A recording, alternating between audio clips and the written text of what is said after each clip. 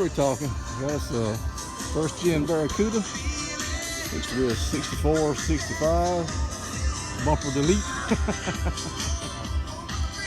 When you take the bumpers off, you leave this little hole right here. Ask me how I know.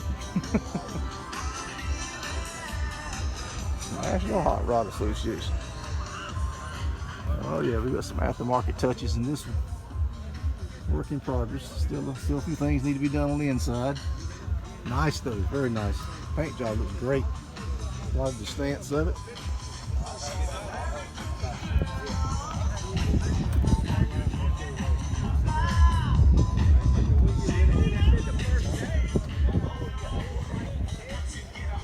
Well, I just realized they're playing that music, so I got the YouTube won't allow that, so I had got to turn it off, folks. I'm so sorry.